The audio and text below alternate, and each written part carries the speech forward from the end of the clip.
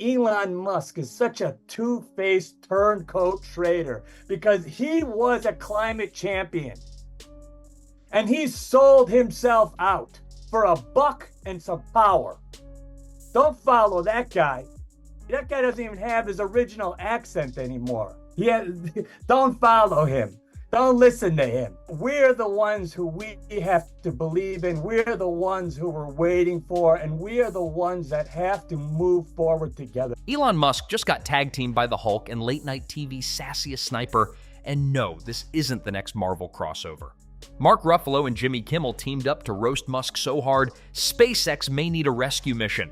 One minute they're cracking jokes, the next they're serving up a Tesla-sized ego check with zero emissions and full sarcasm. What did they say that made Elon's brain buffer in real time? Stick around. This roast came with gamma rays and punchlines.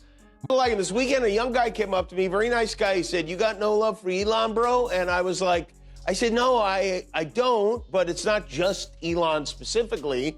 I have a problem with any richest man in the world who comes to this country to casually slander a doctor who devoted his entire life to protecting our children from HIV and COVID and Zika and swine flu and Ebola disease while you're off playing grab ass with Trump and firing rockets into space to prove your penis works." Mark Ruffalo didn't show up with sound bites or a script.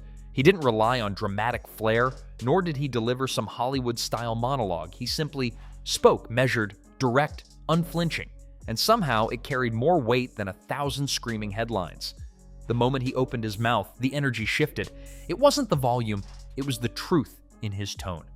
As soon as the words left his lips, the room tightened, and the illusion surrounding Elon Musk's polished tech savior act started to unravel like a glitchy live stream under pressure. And leaving our kids a world where they can breathe clean air and drink clean water. Kamala is the only choice.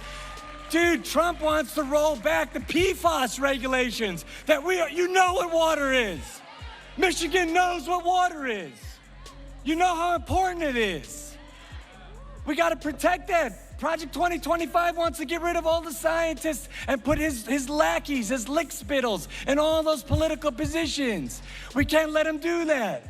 The setting couldn't have been more ironic. A glossy forum filled with billionaires and brand consultants, all nodding politely while pretending accountability was just another marketing buzzword. And yet, in walked Ruffalo, armed not with outrage, but uncomfortable facts. He cut through the self-congratulatory noise by highlighting the contradiction of promoting innovation and progress while actively dismantling one of the world's largest public platforms. It wasn't grandstanding, it was a surgical strike, pointing out that you can't preach about saving the earth one day, then platform chaos and disinformation the next. Actor Mark Ruffalo called for Twitter to be heavily regulated in a tweet. He said this: "As a worldwide public square, this app should be heavily regulated for misinformation and spamming by hostile interests." If Twitter is the public square, the First Amendment was written specifically to limit any kind of regulation in this public square. So we've asked Mark Ruffalo to try to explain why heavily regulating the public square makes any sense. His words didn't sizzle, they scorched. Because what he said wasn't loud, but it was impossible to ignore. Ruffalo didn't deliver a fiery speech or dramatic performance. He dissected Elon Musk's public image with quiet, deliberate clarity. He exposed the glaring disconnect between Musk's futuristic branding and the reality of what his platforms enable. A man hailed as a visionary, yet consistently aligning himself with chaos, misinformation, and divisive rhetoric. The whole country is a fire festival right now, and Elon Musk is soaking the mattresses. It is so much worse than I think anyone imagined it might be. Elon and his musketeers, you probably heard, they sent an email to all federal employees ordering them to list 5 things they did at work last week. Trump loved this idea. He said it was genius, and he said anyone who didn't respond to the email would be fired or semi-fired, which, what if that was his catchphrase on The Apprentice? Meatloaf, you're fired or semi-fired. But Ruffalo unpacked the illusion of intelligence being measured by net worth, challenging the notion that innovation excuses recklessness. He emphasized how unchecked influence in the hands of someone addicted to provocation can destabilize more than markets. It can fracture truth itself. Musk, with a legion of loyal followers and a megaphone that reaches the world in seconds, isn't just a CEO, he's a cultural force with no guardrails. And Ruffalo, with calm resolve, made it clear that such power, when wielded without responsibility, becomes dangerous. He wasn't grandstanding. He was holding a mirror to a man who built his empire on the promise of progress, yet seems more interested in headlines than humanity. Last night I shared some of my thoughts and feelings about what happened and how much I'm going to miss democracy and whatnot. And I heard from a lot of people about it, but none more prominent than the richest man in the world, Elon Musk, who this morning tweeted, "Kimmel is an insufferable nonsense propaganda puppet," which at least my children like me, you know, it's... I have to take issue with that. The guy who paid people $1 million a day to vote for Donald Trump is calling me a propaganda puppet. Listen, Kermit, you bought Twitter. You bought a social media platform that is literally a propaganda machine. Let me tell you something. If I spent 2 weeks trying to come up with a 4-word description of Elon Musk, I don't think I could do better than insufferable nonsense propaganda puppet. And that subtle delivery, it landed harder than any shout ever could.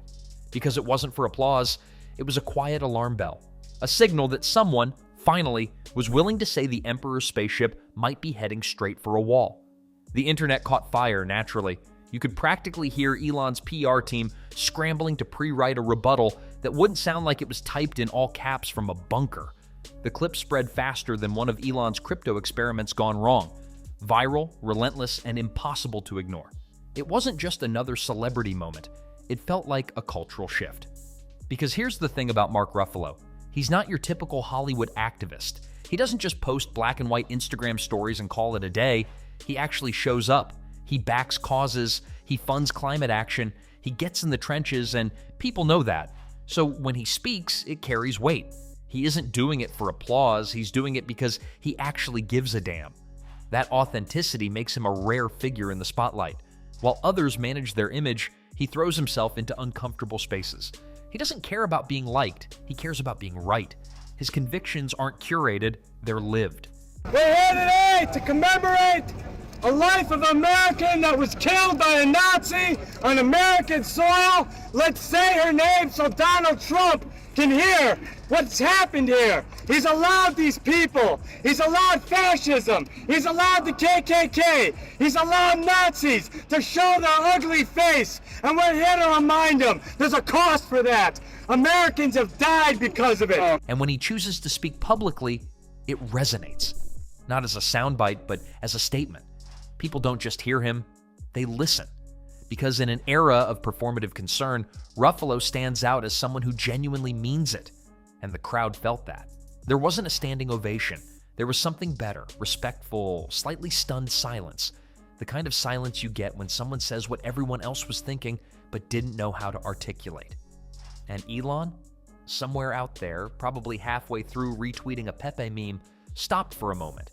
Because being criticized by politicians is one thing, being mocked by comedians is another. But being calmly called out by the Hulk, America's greenest rage monster turned moral compass, that's different. The headlines rolled in within hours. Ruffalo calls out Musk's eco-hypocrisy. Mark Ruffalo doesn't buy the Elon hype. Hulk smash, ego, and X, had a field day. Not because Ruffalo was angry, but because he wasn't. And that made it land like a meteor. And then we have our bromander-in-chief, Elon Musk, who is reportedly planning to give $100 million to 2 Trump super PACs. And I'm sure the gift has nothing to do with the fact that Trump had a press conference to tell us about Tesla's low finance options. Has a quid ever been pro-quoed more than this one? The guy in charge of government efficiency just spent $100 million to sell Trump a $90,000 car. I'm sure that if Joe Biden had put George Soros in charge of the government, and then George had given Joe $100 million in exchange for hopping into a new Kia Soros, Republicans would have been very cool with it. 2 thumbs up from Fox News, right? Then came Jimmy Kimmel. Now where Ruffalo was the scalpel, Kimmel was the sledgehammer. Where Ruffalo quietly dissected Musk's ego, Kimmel walked onto his late-night stage and torched it like a rejected SpaceX prototype. He didn't even ease into it. The monologue started like he had just lost a bet and was given one job: wreck Elon Musk's entire week. He opened with a smirk, the kind that always means trouble, and launched into the chaos Musk had been brewing that month.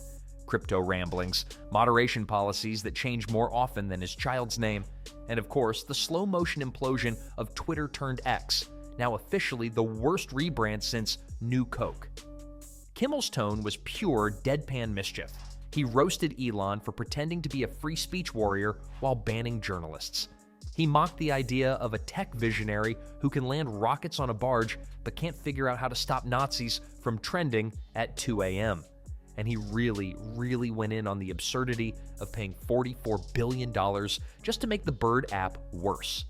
Elon is having a heck of a week. Tesla sales are down all over the world. Yesterday, Tesla had its biggest drop in 5 years.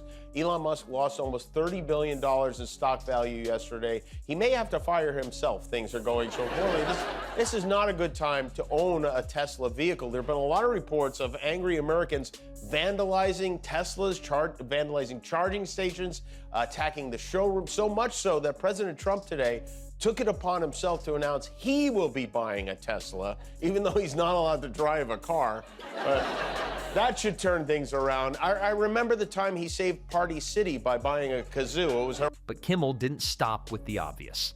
He drilled into the heart of Musk's paradox, the manufactured image of a maverick genius constantly undone by his own need for relevance. The billionaire who once inspired awe now seemed addicted to disruption for disruption's sake. What began as a light jab spiraled into a monologue so thorough it felt like an uninvited intervention with millions of people watching. He painted Musk not as a visionary, but as a guy who walked into the world's loudest cocktail party and flipped the lights on just to hear people scream. The jokes landed, but the impact was deeper.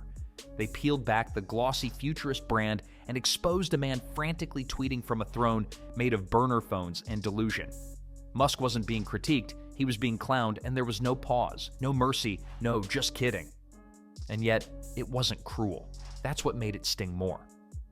Kimmel didn't need venom. He used logic wrapped in laughter. Each line hit because it rang true in a way that couldn't be dismissed with a meme or a motivational quote.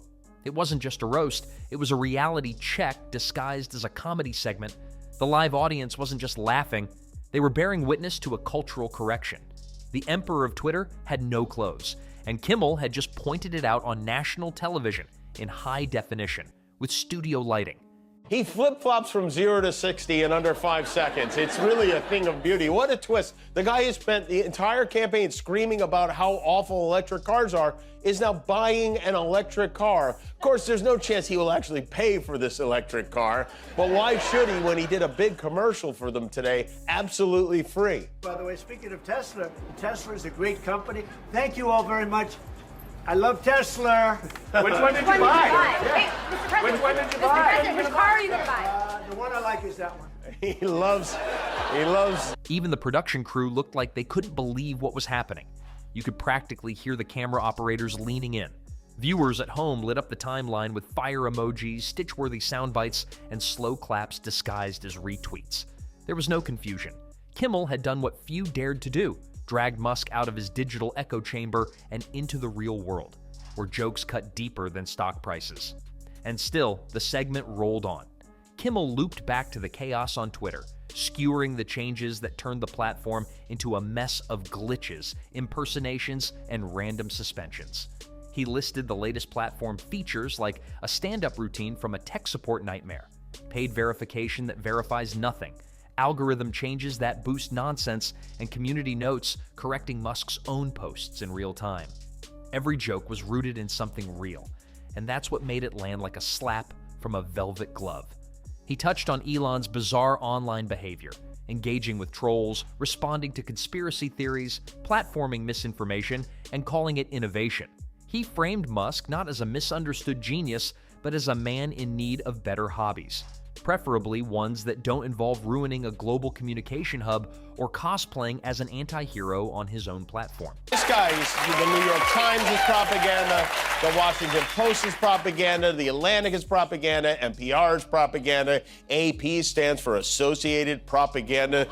Good one, Broseph. Everything is propaganda. to Elon Musk. But what sucks for me is for the last 6 months, I've been working on a project, and I was hoping to announce it in January when Trump takes office. But since the cat is now out of the bag, well, here it is, my new show. And now the surprise is ruined thanks to Elon Musk. These guys, I guess they're not capable of shame, but it's so embarrassing. What made the moment iconic wasn't just that Kimmel went hard. It was that he went specific. He didn't generalize. He cited actual incidents, from blocking journalists to promoting himself in Twitter algorithms, from alienating advertisers to renaming the app after a letter only cool in algebra. Kimmel built a case that felt less like a monologue and more like an indictment, delivered with a grin and a wink. It wasn't about politics. It wasn't even personal. It was cultural accountability dressed in comedy, a reminder that no one is above criticism, not even a man who thinks he's launching the future while accidentally tripping over the present. The roast didn't just target Elon, the CEO. It targeted the idea that massive wealth and a blue check mark can shield you from being called out when you're publicly fumbling your own empire. And the message was clear. If you're going to play the role of disruptor-in-chief, expect to be disrupted right back, especially when you're tanking the very platform you bought as a vanity project. By the time the segment ended, the internet had erupted into a frenzy. The clip spread like wildfire. GIFs of Kimmel's face paired with captions like, "He came, he saw, he decimated," flooded every feed. For Musk's defenders, there was no witty comeback, no clever spin, just awkward silence or recycled excuses. Because when the laughs die down and the applause fades, the truth still echoes. The emperor of tech just got wrecked by a guy with a desk and a punchline. That all happens. I thank you, ACLU of Southern California, for all you do, and frankly, what you will be doing in 2 weeks and months and years ahead. We got our asses kicked. What doesn't kill you makes you stronger. But sometimes you have to spend a little time in bed before it happens. But the most savage moment came when he described Elon's leadership style as a toddler with a flamethrower and a god complex. That one-liner echoed across social media like a sonic boom. The laughter from the live audience wasn't just amusement, it was catharsis. A release, like the whole world had been waiting for someone to say it out loud in front of a camera, and finally, someone did. Kimmel didn't just joke, he dismantled. He took the Musk mythos apart brick by brick, showing how underneath all the rocket launches and Tesla updates was a man more obsessed with attention than accountability. A billionaire more interested in memes than morals. A CEO who sees every critique as a personal attack and every spotlight as a mirror for his own reflection. And the crowd was loving it. Social media followed with a vengeance. One user tweeted, "Kimmel just finished what Congress couldn't." Another posted a video of the monologue edited with WWE entrance music and the caption, "Elon didn't survive this boss level." TikTok turned it into lip-sync challenges, threads filled with quote tweets praising the takedown. Even users who normally defend Musk's eccentric genius quietly tapped out for the night. Like a really urgent parallel here with the climate crisis going on right now. You know, the waters and the earth being polluted. Obviously, America, the most powerful country in the world, should be leading this fight, but your president is not a believer in climate crisis. How do you feel about this? I think the world should consider my president as public enemy number one at this point. What we do probably in the next 10 years will be crucial to the future of the planet. And Elon, oh, he noticed. First came the classic non-response response. A vague tweet about how late-night comedy isn't funny anymore, which ironically was posted just minutes after Kimmel's segment went viral. Then came a flurry of half-thought posts about jealous Hollywood elites, followed by a strangely philosophical meme about The Matrix, which might have been profound if it weren't sandwiched between a poop emoji and a Dogecoin gif. Kimmel didn't even flinch. He followed up the next night with more jokes, casually referring to Musk as our favorite part-time troll, full-time space Karen. The audience erupted again. Because this wasn't just a celebrity poking fun, this was a public deflation of the balloon-sized ego that had been floating unchallenged through the tech world for years. what made this moment really explode was the dual strike. Ruffalo came with conviction. Kimmel came with comedy. One brought moral clarity. The other brought roast beef. And together, they reminded people that speaking truth to power doesn't always need a podium. It sometimes just needs timing, sarcasm, and a microphone. Elon Musk is used to flattery. He's used to adoration, myth-building, being called a genius by people who think PayPal was a personality. What he's not used to? A-list celebrities, respected figures, and late-night comedians treating him like what he's become, a very rich man with a very fragile ego, making very questionable decisions in very public ways. Tell us what the badges mean. This is a peace lily, and this is a emblem for artists for ceasefire, which is calling for a permanent ceasefire in Gaza. There's 1,200 Israelis dead and 2,700 Palestinians. We've come to understand this bombing isn't working. We're not going to bomb our way to peace. And all we're saying is, what's wrong with giving a ceasefire a chance? We have 1 million refugees on the border of Rafah right now who are looking at another bombing surge. And we have 400,000 people starving to death right now without any humanitarian aid. Ruffalo wasn't joking. Kimmel was. But the message was the same. Enough.